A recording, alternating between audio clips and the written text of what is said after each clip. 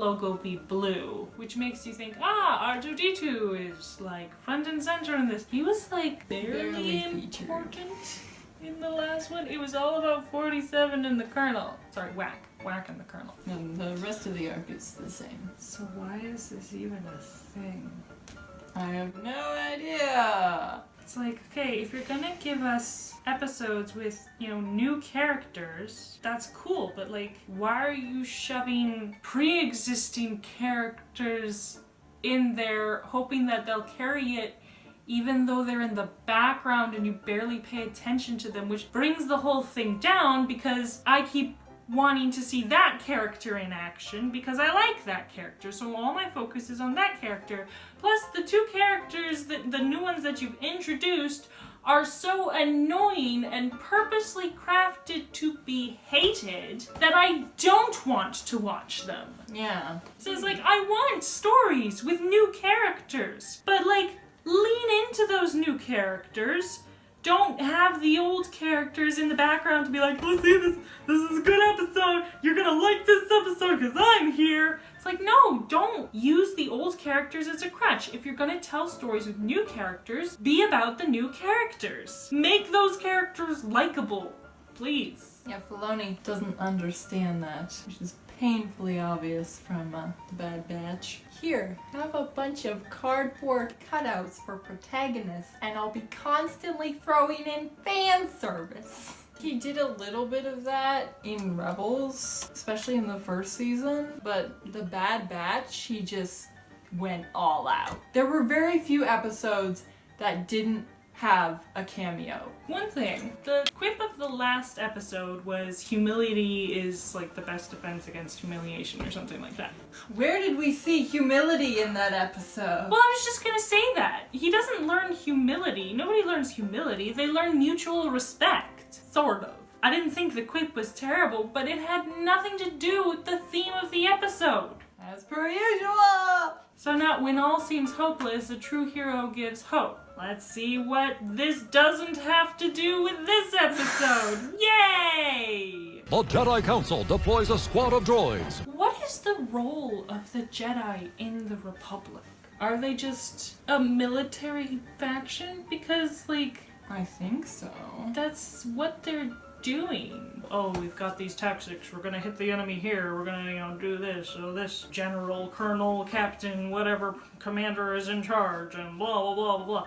Like, this is nothing this is nothing Jedi-like. And like, even with the episodes with Jedi in them, it's like, okay, instead of using a gun and standing at attention, they have a lightsaber and they just stand around.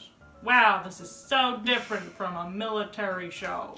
Yeah, and like, you have to keep in mind, like, it's literally like a military show for kids.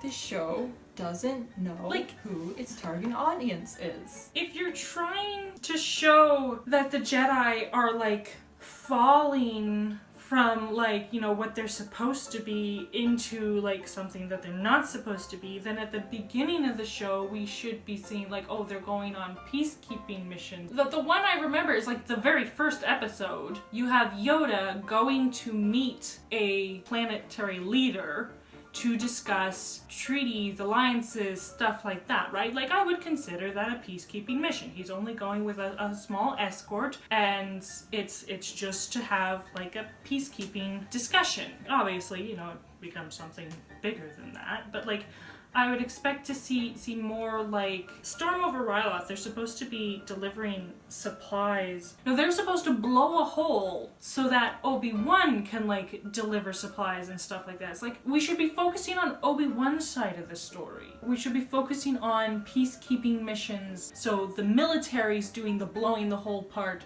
and the Jedi are doing the relief mission part. But instead you literally have the Jedi just being the military straight from the start. And so you don't get to see like a progression of like slowly they're handling more and more military like tactics and stuff like that and missions, and less going in to make peace and more going in to make war. You have transition episodes where like you'd have characters like Ahsoka who kind of struggle with like, wait, where is the line? And then, but like, it just slowly devolves into like, now there's no difference between the Jedi and the military. But we didn't get that.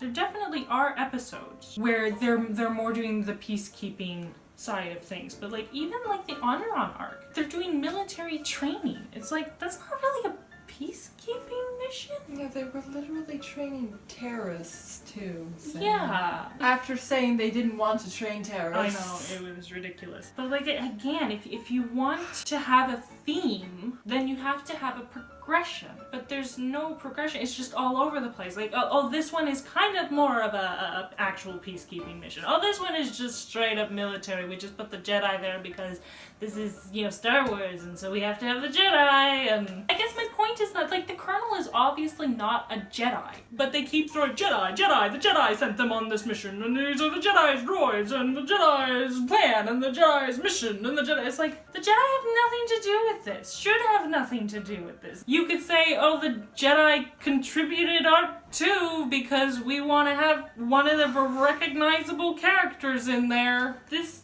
shouldn't have R2 in it, and it shouldn't be connected to the Jedi. But then they'd be like, oh, but the kids want to hear about the Jedi and see R2 because y'all Star Wars is about the Jedi, and kids like R2. The show doesn't know who it's for. It's oh, so look, we're stupid. finally seeing them fix BZ. How long until my command center is operational again? Okay, fine. I meant how long until BZ is operational again? Oh, BZ, you are all better. I have good news and bad news, Colonel. And again, oh no, BZ's dead. Oh, BZ's alive again, nobody cares. Why do they try to put feels into a droid's death? That's one of the things that bugged me about Solo. They have L3's death scene. I'm like, the whole time, they're like trying to eke out these feels. I'm like, she's a droid.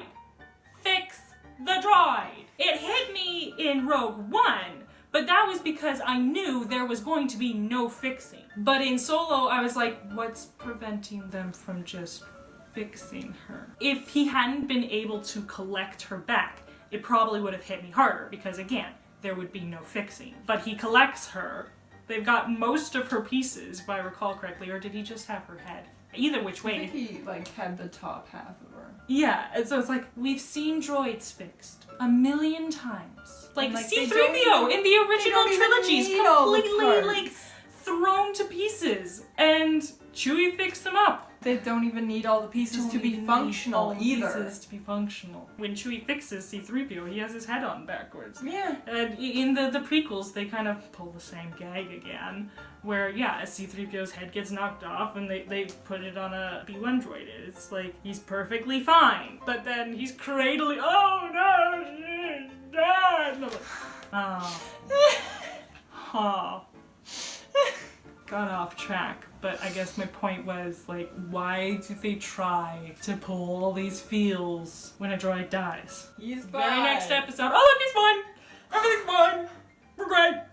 It has no meaning. Scans are picking up giant ice formations commonly called comets heading straight for us. But like, why don't you just drop out of hyperspace? He said the comets are heading straight for them. So it's like, okay, they wouldn't be coming at you as fast if you dropped out of hyperspace. Quick, drop us out of hyperspace! Thank you! Oh, that's It is, but terrifying.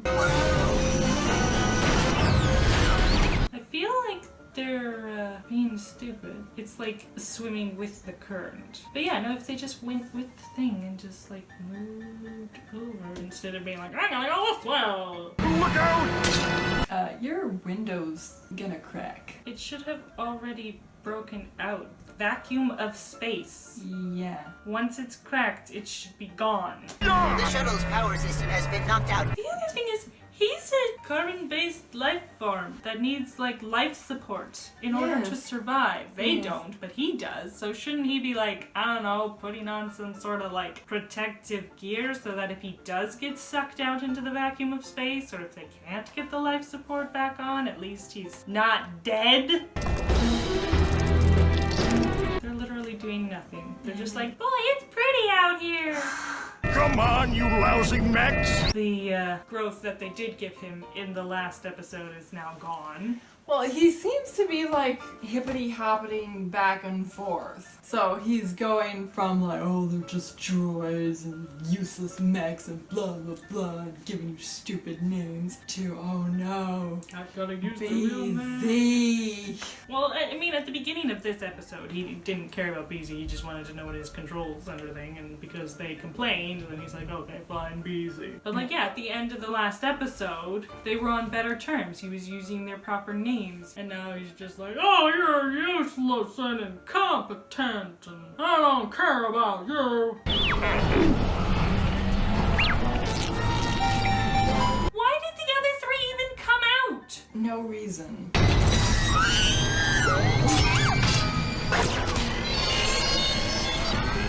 Boy, it's a good thing that everything that hits them doesn't hit those guys. They have magnets, so how did that whole thing even happen? Last time And he should be dead. And this is why you give the chip to R2, because then you don't drop it. Last time Gascon took on a droid like 20 times his size, and now he's just standing in front of the window. Oh my goodness, we're going down! Thank you, R2. Well, this is a fine mess you mechs got us into. I will not let you droids commandeer my mission. So the guy who has like 80% of the dialogue, every single word he says, they want you to hate him for it. Almost every single. Almost every single word he says. So it's like you basically want me to hate 80% of these episodes. There's no sun. How do we know which direction we're going? You set your directional guidance to straight? That's all we're going on? Some rudimentary programming directive and a lousy astromech? We can't rely on technology. To navigate, there's literally no markers, not even the sun. So your best directional input is the droid's mechanics. I am not like you droids in any way. I can think outside my programming. I mean my training. Why can't I find our tracks? This surface leaves no trace of us. You noticed it earlier? Why in the world didn't you say anything? I did not think we would want to go backwards. Why are you thinking? I don't want you to think. You can't think. Why are you thinking? How did this guy rise to the rank of colonel? Exactly. Literally You're making him telling- too incompetent. Yeah, he's literally telling his men, his droids, I don't want you to think. And it's like, oh, well, why wouldn't your training have had you notice that we were making no tracks? All right, because you've never been out in the fields before, so you obviously didn't get field training. So what BS are you going on about? Yeah, it's like, you don't even need training for that. That's simple observation. That's the whole thing about like a strategist is like they check the lay of the land and read the maps and plan. So he should be taking into consideration everything that he's seen and not seen. And When you die, I should lead D Squad. I can get on board with that. droid sass. It's great. I'm not even sure if that like is classified as sass though, because I get the feeling he's not being sassy. He's just being factual. Yeah. It's just great. I can't believe I am forced to justify my existence with a droid! You're not trying to justify your existence, you're trying to justify your authority. Those are two completely different things. Again, what's with the messages that they're sending to kids? If someone questions your authority, they're diminishing your existence. What the heck? You can treat them like less than garbage, but if they question your authority, then shame on them because, you know, you're a person and you have, you know, value. And it's like, yes, you do, but that has nothing to do with your authority. You can have value without having authority.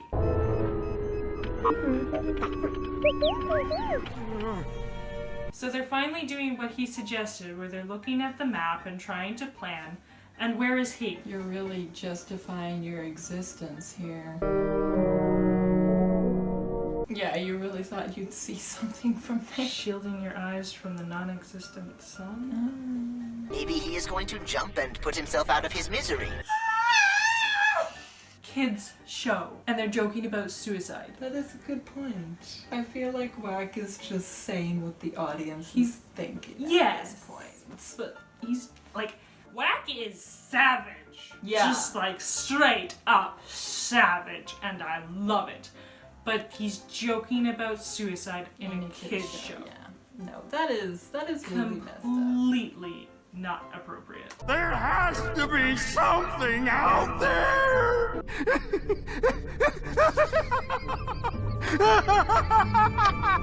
Like he's losing it because of like dehydration or just the emptiness of everything. If that's what they're going for, they're not doing a good job because he was losing it from the second they got on the planet. Think about Avatar. When they're going through the desert, they have a progression. And, you know, in case of Sokka, they have him drink cactus juice and then he just goes off the deep end. But you can see a progression of them slowly getting more desperate and like tired and exhausted and like pushed to the limit. Here, they landed and he's like, oh, I'm crazy, I'm crazy, I'm crazy. And now they've been here for a little, oh, I'm crazy, I'm crazy, I'm crazy. It's like, okay, is this because of dehydration or whatever? Or is this just him?